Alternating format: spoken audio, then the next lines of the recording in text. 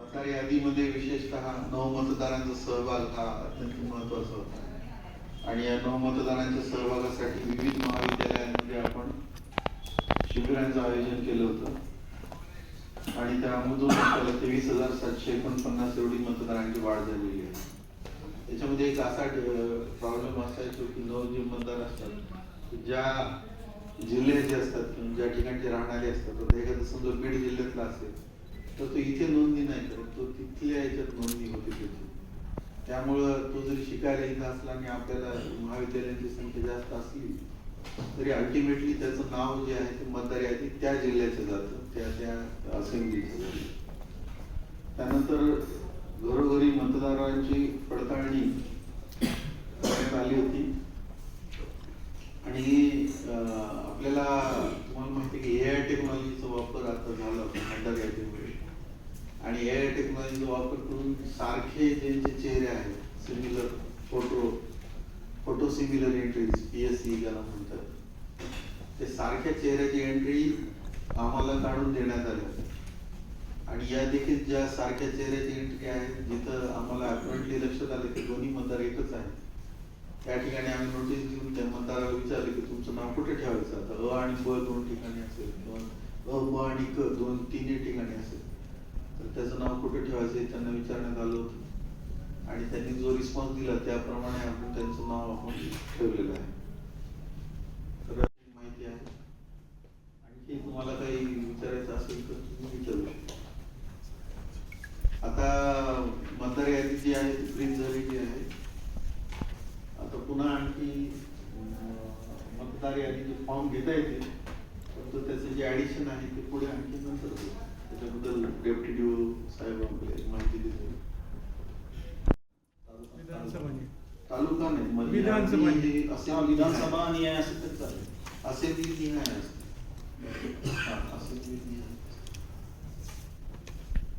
मला वाटतं राजकीय पक्षांना आम्ही ते कोणता राजकीय पक्ष दिव्य मराठी पत्रकार संघ एक असेंब्ली आम्ही यादी देतो तुम्हाला. हा लग्न झाल्यानंतर बदलायचं नसेल त्या वाड्यात तरी ठेवायचं असतं की त्या गावातच ठेवायचं असतं आणि चुकून तुम्ही म्हणजे की महिलांचे लग्न झाल्यानंतर तुम्ही त्यांना वगळण्यात घेत त्या लोकांचं कसं असं नाही बघलं जातं. मतदार यादीत जर एखाद्या मतदाराचं नाव एनरोल केलेलं आहे तर त्याची वगळण्याची प्रक्रिया आहे. त्यांनी फॉर्म नंबर 7 भरून दिल्याशिवाय वगळणी होत नाही. त्याच्यामुळे जर का एखाद्या स्थलांतरित करण्यासाठी आणि तिथे तिचं नावामध्ये दुरुस्ती करण्यासाठी तर तो तिथे अपडेट करतो. त्याच्यासाठी वगळायची गरज नाही, ते ऑटोमॅटिकली इकडून वगळलं जातं, शिफ्ट तिकडे शिफ्ट ऍड झालं. सर, तुम्ही आत्ता सांगितलं की AI चा उपयोग करून तुम्ही काही सिमिलर फोटो काढले आणि त्याच्यातलं ते हे केलं आहे. अशा लोकांचे किती आकडा आहेत सर? तो काही याच्यात आलेला नाही आहे, तर त्याच्याबद्दल थोडंसं सांगावं.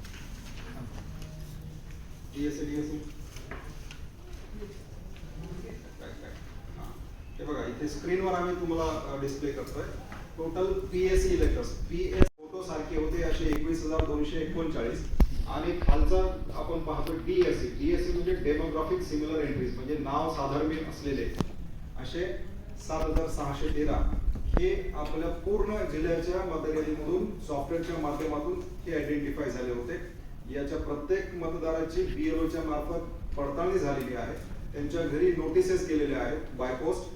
त्याच्यानंतर खात्री केल्याच्या नंतर 2 ठिकाणी असतील, समजा एक या मतदारसंघातला एक दुसऱ्या मतदारसंघातला जिल्ह्यातला, तर दोन्ही ठिकाणी BLO जाऊन त्या व्यक्तीची चॉईस घेण्यात आलेली की कुठला ठेवायचा आहे. त्यानुसार तुम्ही पुढे पाहता की form number 7 collected 364, then form number 8 collected 451 आणि पुढे नो PSE म्हणजे फोटो सिमिलर आहेत परंतु ते ऍक्च्युअल मध्ये फोटो म्हणजे वेगवेगळ्या लोकांचे आहेत. बिकॉज आर्टिफिशियल इंटेलिजन्स हे सॉफ्टवेअरच्या माध्यमातून नाक सेम दिसतात, डोळे सेम दिसतात, तर तसे सुद्धा त्यांनी आयडेंटिफाय केलेले आहेत. तर असे सारखे नाहीत असे आढळून आलेले 14,086 आहेत आणि जे डबल एंट्री आढळून आलेले ते 6,338, तर त्यांची वगळणी केलेली आहे फोटो सिमिलर एंट्रीजची. पुन्हा डेमोग्राफिक सिमिलर एंट्री मध्ये 2,362 इतकी आम्हाला डुप्लिकेट आढळून आलेले डबल, त्यांची सुद्धा आपण वगळणी केलेली आहे. संबंधित वार्डामध्ये किंवा मतदारसंघामध्ये टाकलं त्याला आपल्याला क्लब करता येणार नाही. करेक्शन हां बऱ्याच वेळा काय होतं की फॉर्म नंबर 7 हे कन्सिडर केले जातात, पण काही टेक्निकल कारणास्तव किंवा काही अडचणीस्तव फॉर्म नंबर 8 हा दाखल होत नाही. त्याच्यामुळे त्याचं नाव वगळण्यातच जातं, पण संबंधित मतदारसंघामध्ये ऍड केलं जात नाही. अशा काही केसेस आहेत. आता कसं आहे, जोपर्यंत फॉर्म 8 ऍक्सेप्ट होत नाही तोपर्यंत फॉर्म 7 डिलिशनसाठी अवेलेबलच होत नाही. कॉम्प्युटरमध्ये आधी वगळलं आणि नंतर ऍड केलं असं नाही. आधी ऍड करायचं ना मग इकडे वगळण्यासाठी उपलब्ध होतं ते. त्याच्यामुळे आता तसं नाही, पूर्वीसारखं सगळं सॉफ्टवेअर अपडेट झालेलं आहे. जोपर्यंत त्या मतदारसंघामधला फॉर्म 8 ऍक्सेप्ट होत नाही, मग आपल्या जिल्ह्यातला असेल किंवा राज्यातला असेल किंवा इतर राज्यातला असेल, तोपर्यंत वगळण्यासाठी उपलब्धच होत नाही. आयोगाचे निर्देश नाही. सध्या परिस्थितीमध्ये जे आपले 10 पक्ष आहेत त्याच्यामध्ये आम आदमी party, Bahujan Samaj Party, Bharatiya Janata Party, Communist Party of India Marxist, Indian National Congress, National People's Party, Maharashtra Navnirman Sena, Shivsena Uddhav Balasaheb Thackeray आणि नॅशनलिस्ट काँग्रेस पार्टी, अशा 10 राजकीय पक्षांनाच या प्रती मोफत दिल्या जातात. त्याच्यामध्ये फोटो असलेली मतदार यादीची प्रत आणि फोटो नसलेलीची सीडी. आम्हाला एवढी पुस्तिका नकोय. आम्हाला विधानसभा न्यायालयाची मतदार संख्या जी आहे, पुरुष किती, महिला किती, इतर किती आणि एकूण किती, एवढं दिलं तर कागदावर तरी बस चालेल. त्यांचे इपिक कार्ड जे आहे हे नवीन तयार केले जातात आणि बाय पोस्ट मतदाराच्या घरी पाठवले जातात. सध्या परिस्थितीमध्ये जितके आपल्याकडे प्रिंटर करून छापून आले होते ते सगळे आपण मतदारांना पाठवलेले आहेत आणि जवळपास 100% त्याच्याशिवाय कार्डच येणार नाही ना. 5 जानेवारी 2023 पासून ते 8 जानेवारी 2024 पर्यंत 2,39,662 इतके इपिक तयार करण्यात आलेले आहेत. ते माईक तिकडला बंद करा आणि त्याच्यापैकी 2,39,652 ही पूर्ण प्रिंट झाले, प्रिंटरकडे पाठवलेले आहेत.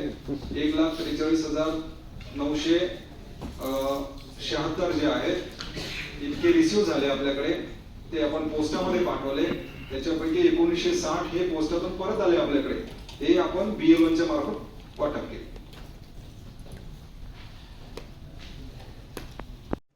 आणि जे निर्देश येतील त्यानुसार आम्ही कारवाई करू. सर वो ईवीएम का भी विरोध हो रहा है सर, आंदोलन चल रहा है. नहीं, उसके बारे में हम कुछ नहीं बोल सकते. देखो ये तो हे स्वतंत्र देश आहे, मत व्यक्त करायचे प्रत्येकाला संवैधानिक अधिकार आहे. प्रत्येक जण आपापल्या परीने मत प्रकट करत असतो. आम्ही जे सरकारी यंत्रणा काम करतो ते आम्हाला ठरवून दिलेल्या गाईडलाईन्स नुसार आम्ही काम करत असतो. जेव्हा शासन निर्णय घेतला ईवीएम वर करायचा, आम्ही ईवीएम वर देऊ. शासन अजून काही दुसरा निर्णय घेतला आम्ही त्यानुसार करू. सर बैलेट पेपर पर चुनाव लिया जाए ऐसा डिमांड हो रही है. उसके बारे में हम नहीं बोल सकते, वो decision election commission of India का होता है. अजून क्लिअर गाईडलाईन्स नाही आलेले, परंतु असं चर्चामध्ये आहे की PWD वोटर्स जे आहेत, ज्याला म्हणजे आपण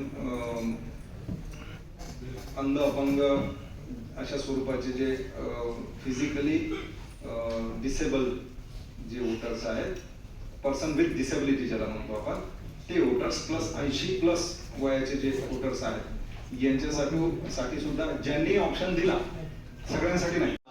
मतदारसंघ मिळायची आहे नाही, तशी माहिती आमच्याकडे नसते. कोण देऊ शकतो कसं? फॉर्म भरायला पाहिजे, परंतु नॉमिनेशनच्या शेवटच्या दिवसाच्या 10 दिवसा अगोदरपर्यंत जेवढे अर्ज येतील तितक्यांची नाव मतदार यादीमध्ये घेतली जातात. ती पुरवणी मतदार यादी तयार केली जाते. नॉमिनेशनचं जे डेट आखरीची ठरेल, जे आयोग निश्चित करेल त्याच्या 10 दिवसापूर्वी, समजा आयोगाने XYZ तारीख ठरवली, त्याच्या 10 दिवसापूर्वीपर्यंत आलेले अर्ज घेतले जातात पुरवणीमध्ये. कारण 7 दिवसाचा संवैधानिक पिरियड असतो, वेटिंग पिरियड कायद्यानुसार, आणि 3 दिवस वर्किंग लागतात. याची कॉपी हवी देऊन टाकतो. याची प्रिंट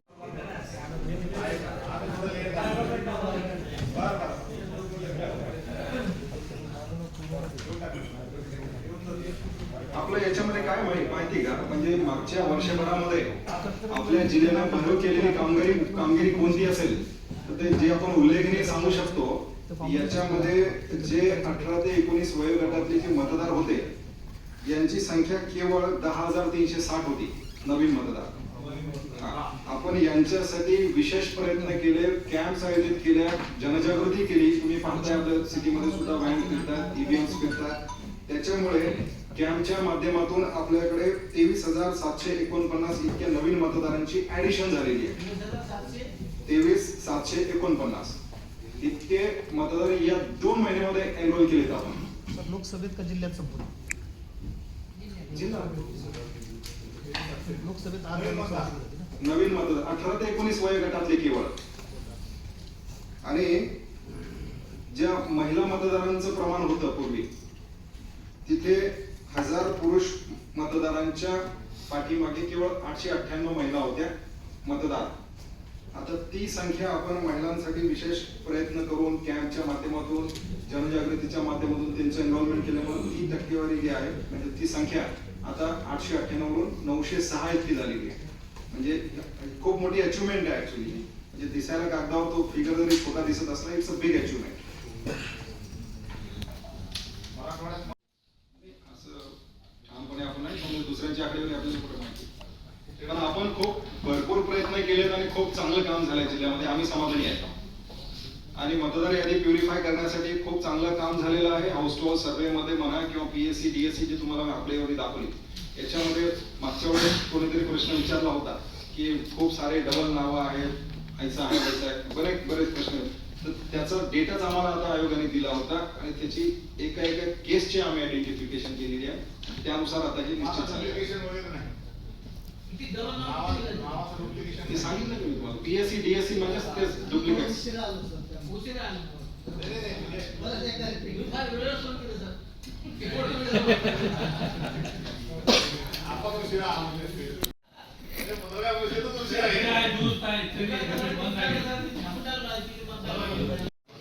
सर हाँ, आज जो पत्रकार परिषद ली गई सर, तो क्या माहिती देंगे सर आप चुनाव आयोग की ओर से?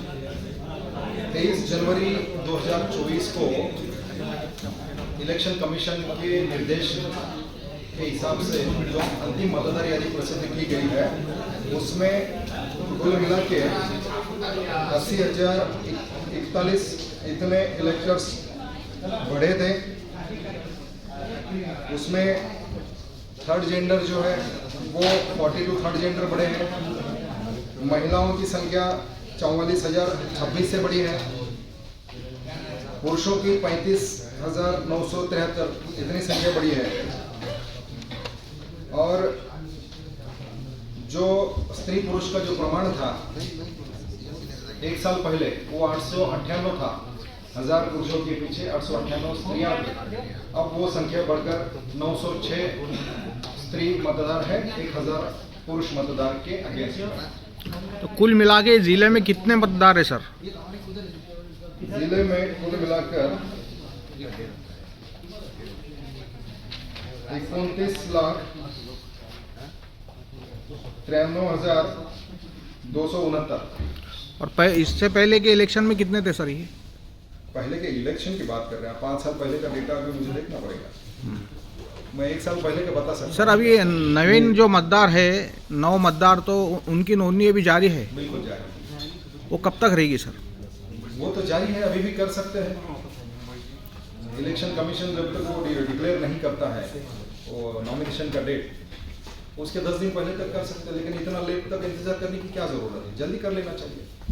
सर अभी क्या गाइडलाइंस है आपको और क्या आपने मीडिया के सामने रखा किस बारे में? इलेक्शंस के बारे में? अभी तो मतदार यादी प्रसिद्ध करने के लिए हमने प्रेस कॉन्फ्रेंस कॉल की. और कुछ डबल नाम जो सर दोबारा नोंदनी जो हुई थी, वो कितने डिलीट हुए सर अपने मतदार संघ में? फोटो सिमिलर एंट्रीज स्क्रीन चालू करो. जिसमें फोटो सिमिलर एंट्रीज या डेमोग्राफिक सिमिलर एंट्रीज है, इनकी संख्या मैंने अभी आपको बताई थी. इनकी संख्या मैं दोबारा आपको बताता हूँ. 21,239 ये फोटो सिमिलर एंट्री थे और 7,613 ये नाम जिनके सेम हो सकते हैं, इसे DSC जिसको बोलते हैं डेमोग्राफिक सिमिलर एंट्रीज, ये थे. उनमें से फोटो सिमिलर एंट्रीज 6338 और डेमोग्राफिक सिमिलर एंट्रीज 2362 इतने डिलीट कर चुके हैं हम लोग। ठीक